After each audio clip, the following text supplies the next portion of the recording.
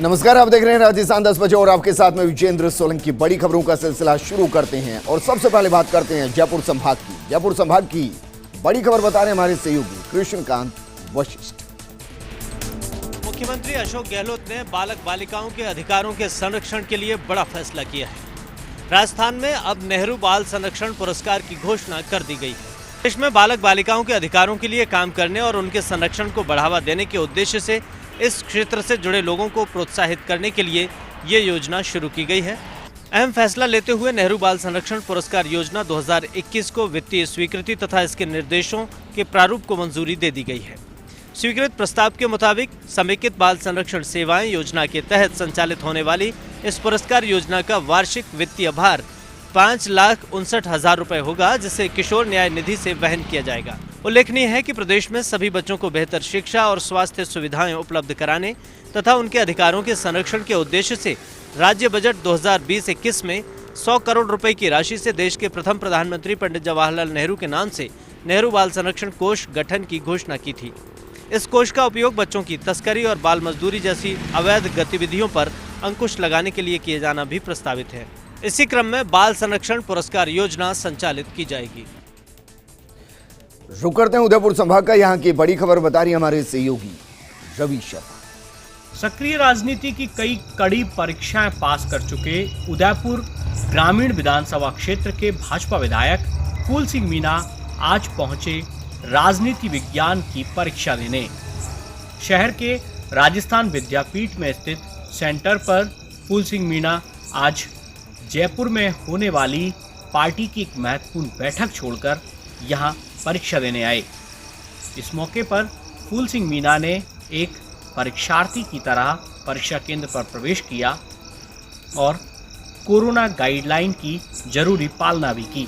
सक्रिय राजनीति में कड़ी परीक्षाएं पास कर चुके उदयपुर ग्रामीण विधानसभा क्षेत्र के भाजपा विधायक फूल सिंह मीणा आज BA सेकेंड ईयर के राजनीति विज्ञान की परीक्षा देने पहुंचे। दरअसल पूर्व में किसी कारणवश विधायक महोदय की यह परीक्षा छूट गई थी, जिसे देने आज भाजपा विधायक दल की बैठक छोड़कर विधायक फूल सिंह मीणा आए और उदयपुर के राजस्थान विद्यापीठ में बने परीक्षा केंद्र पर परीक्षा दी। इस मौके पर फर्स्ट इंडिया न्यूज से खास बातचीत में विधायक फूल सिंह मीणा ने साफ किया कि वैसे तो माता पिता बच्चों का हौसला पढ़ाई के लिए बढ़ाते हैं, लेकिन उनकी बेटियों ने उन्हें पढ़ाई के लिए हौसला दिया है और उनकी इच्छा है कि वे आने वाले समय में PhD की डिग्री भी हासिल करें। दरअसल फूल सिंह मीणा ने इस पूरे पढ़ाई के अभियान के पीछे अपनी बेटियों का हाथ बताया। फूल सिंह मीणा ने साफ किया कि उनकी बेटियों ने ही उनके मन में शिक्षा को लेकर अलग जगाई थी, जिसकी वजह से उन्होंने 10वीं की परीक्षा पास की और फिलहाल आज उन्होंने राजनीति विज्ञान के सेकेंड ईयर के बाकी रहे पेपर को दिया। और अब रुक करते हैं बीकानेर संभाग का। यहाँ की बड़ी खबर बता रहे हमारे सहयोगी लक्ष्मण राघव। बीकानेर में बढ़ती महंगाई को लेकर आज कांग्रेस ने किया प्रदर्शन। महिला कांग्रेस कार्यकर्ताओं ने अनूठा प्रदर्शन करते हुए बीकानेर के कलेक्ट्रेट में चूल्हे पर चाय बनाकर विरोध जताया। महिलाएं गैस सिलेंडर साथ लेकर आई थी। महिला कांग्रेस की जिलाध्यक्ष सुनीता गौड़ का कहना था कि मोदी राज में महंगाई इतनी बेकाबू हो चली है और गैस सिलेंडर के दाम इतने बढ़ गए हैं कि अब चूल्हा जलाना पड़ रहा है। इसलिए हम ये प्रदर्शन के जरिए संदेश देना चाहते हैं कि मोदी सरकार ने जो वादे किए थे वो पूरा नहीं कर रही है, बल्कि महंगाई के चलते आम आदमी की कमर टूट रही है। इसलिए कलेक्ट्रेट में चूल्हे पर चाय बनाकर हम प्रतीकात्मक तौर पर ये संदेश दे रहे हैं कि यदि यही हालात रहे तो गरीब और आम लोगों की घरों की महिलाओं को चूल्हे पर ही चाय बनानी पड़ेगी। इसलिए ज़रूरी है कि सरकार कोई हस्तक्षेप करे। कोटा संभाग की बड़ी खबर बता रहे हैं हमारे सहयोगी भवर चारण। पुलवामा आतंकी हमले के 2 साल से भी अधिक समय गुजर जाने के बाद आखिरकार आज जाकर के पूरा हो पाया वीरांगना मधुबाला मीणा का अपने शहीद पति हेमराज मीणा की उनके पैतृक गांव विनोद कला में प्रतिमा स्थापित करने का सपना। लोकसभा स्पीकर ओम बिरला ने आज पिपलदा के विधायक रामनारायण मीणा और सांगोद के पूर्व विधायक हीरालाल नागर के साथ ही वीरांगना मधुबाला मीणा और शहीद के परिजनों के साथ विनोद कला गाँव में शहीद हेमराज मीणा की प्रतिमा का किया अनावरण, तो साथ में प्रतिमा स्थल पर ही बने शहीद पार्क का भी आज ही हुआ लोकार्पण।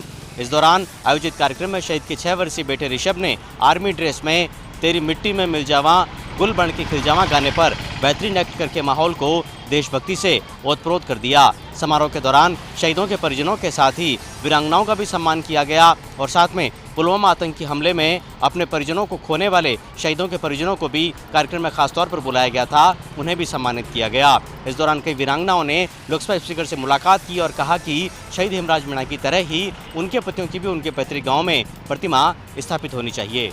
तो वहीं विनोद कला गांव में प्रतिमा अनावरण समारोह से पहले लोकसभा स्पीकर ओम बिरला कोटा जिले के कसार गांव भी पहुंचे और कसार गांव में गोल्ड प्रोटीन्स की मदद से राजकीय विद्यालय में तैयार कराए गए 4 कक्षों का लोकार्पण किया। इस दौरान बिरला ने कसार के विद्यार्थियों से इस बात का भी वादा किया कि कसार के स्कूल में इंटरनेट भी पहुँचेगा और साथ में बच्चों के लिए वहाँ कंप्यूटर की व्यवस्था भी कराई जाएगी। बिरला ने इस दौरान सरकारी स्कूलों में आधारभूत ढांचा मजबूत किए जाने पर भी बल दिया।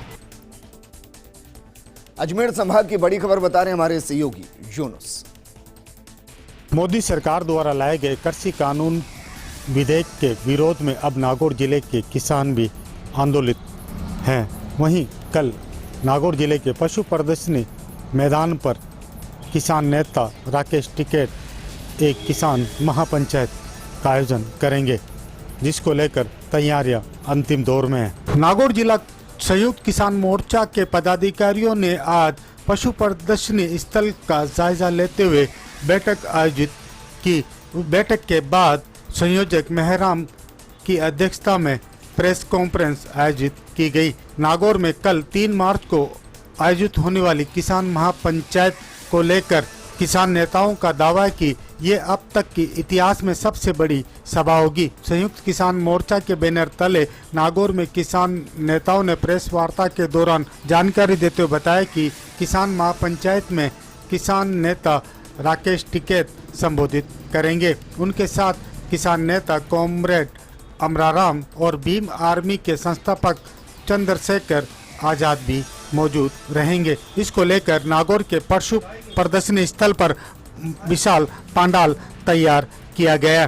किसान नेता कॉमरेड भागीरथ राम ने जानकारी देते बताया कि केंद्र सरकार के कृषि कानूनों पर निशाना साधते हुए उन्होंने कहा कि ये कानून आने वाली पीढ़ी के लिए दरवाजे बंद कर देंगे और मंडी व्यवस्था बंद होने के साथ देश का किसान बर्बाद हो जाएगा।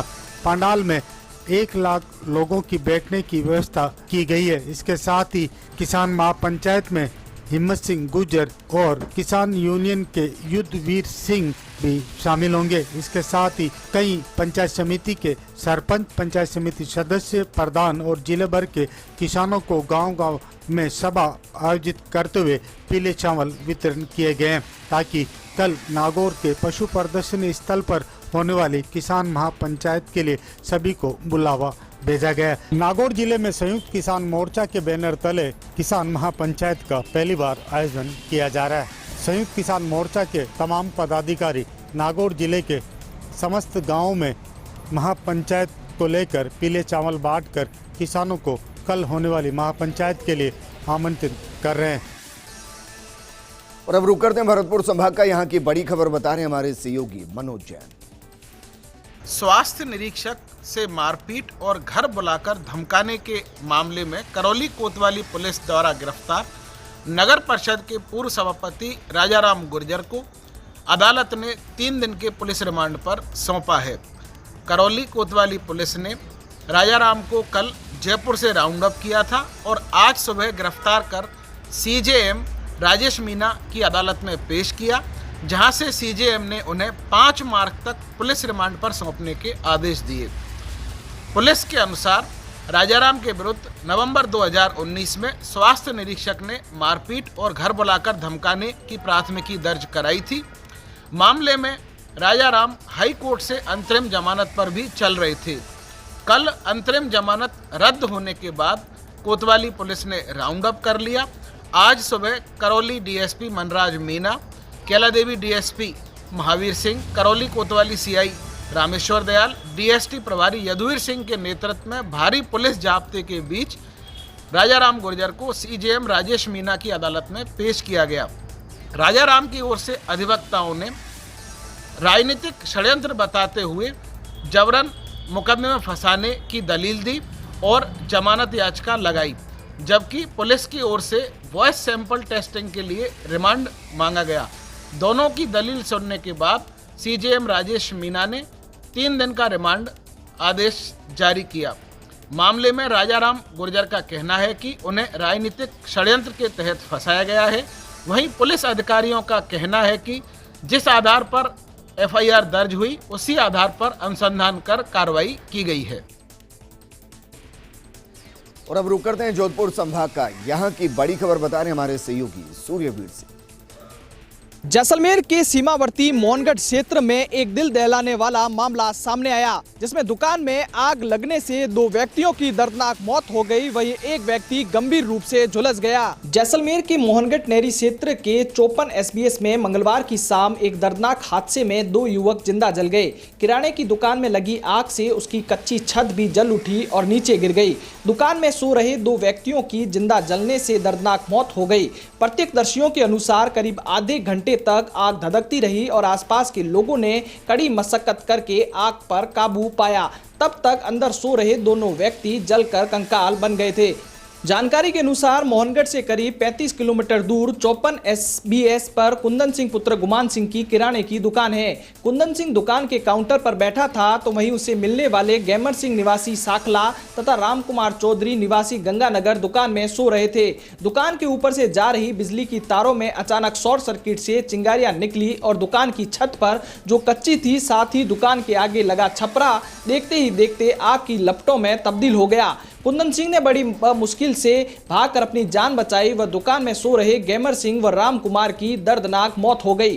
कुंदन सिंह ने भी गंभीर रूप से जल गए और उन्हें जैसलमेर भेजा गया, फिर वहां से जोधपुर रेफर कर दिया गया। घटना शाम करीब 4:30 बजे की है, जिसमें कुंदन सिंह आग की लपटों में जैसे तैसे बाहर निकल आया, लेकिन दुकान के फ्रंट में आगे लगा छपरा जलता हुआ गिर गया और आग की लपटें उठने लगी। आसपास के दुकानदार भी मौके पर एकत्रित हो गए, लेकिन आग से घिरी दुकान में घुसना मुमकिन नहीं था और अंदर फंसे दोनों व्यक्तियों को बचाया नहीं जा सका। घटना की जानकारी मिलते ही मोहनगढ़ पुलिस मौके पर पहुंची और मामले की जांच में जुट गई है। पुलिस का कहना है कि प्रथम दृष्टया शॉर्ट सर्किट से आग लगने की बात सामने आ रही है और मामले की जांच की जा रही है।